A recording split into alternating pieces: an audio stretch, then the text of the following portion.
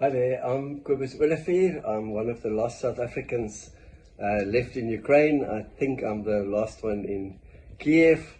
I'm here with my 4 dogs. You can see them in the background there.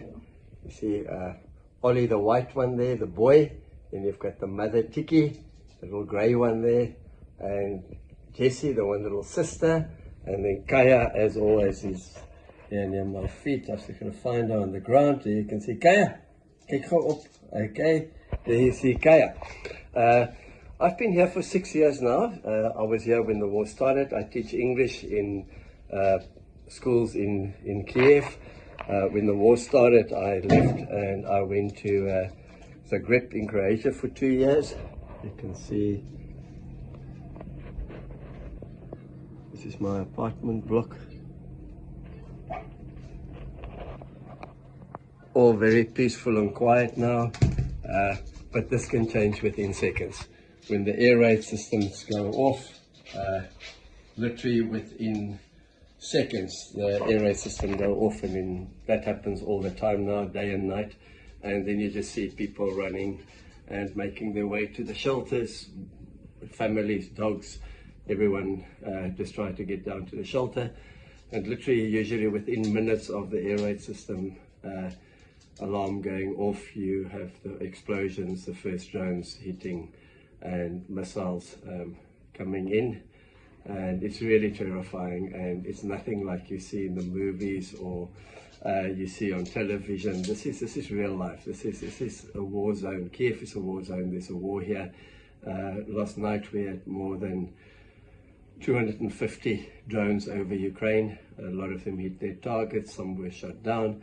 But that's now every night. For the past 2 months, it's literally every night we've got these drone attacks. I returned from Zagreb in January this year, and the war is much more intense now than it was when I left. Those first 10 days were actually much more quiet than what we're experiencing now. It's intensified a lot. So there's a lot of stress. I'm very stressed, obviously. Most of my time I spend down in the shelters with my dogs. I'm trying to calm them down when the explosions go off. They're obviously terrified. So I was thinking the other day, I would like to do something just to bring some fun into my life, and also to get my attention off the war, because it's constantly on the back of your mind. You don't sleep at night. You sleep and then you wake up, and then there's air raid system is going off, the alarms are going off, and then you hear the explosion. So it's been incredibly tough on me and the dogs, and I just thought we need some fun, and I came up with this idea of doing a meme token for the dogs. So I'm ready to launch probably later this week. I'll launch the meme token for the dogs. It's called WarDogs and I.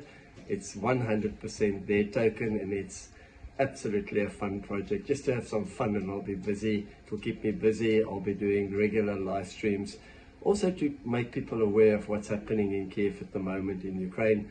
While we're in the bomb shelter, and when there's explosions going off and you hear the air raid sirens, I'll be doing live streams, and if it's impossible, if it's just too intense, I'll try to make some videos, and I'll post those on a regular basis, daily, I hope, on the social media platforms for WarDogs and I. And I hope to bring people, really give them an insight into what it's really like for a guy with 4 dogs caught up in a war. What it's like, what the reality is, not what you see on television, our daily lives here in Kyiv. And it's 100% a fun project.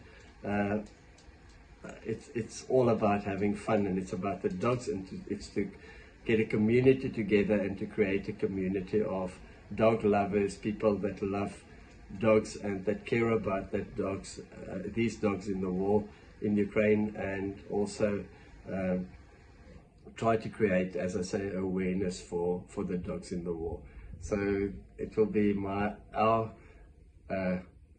token. It will be called WarDogs and I. I'll obviously have to manage it, but it's a dog's token. It's especially for them, and I hope people that follow us will enjoy our journey and our story and follow us here in Kyiv.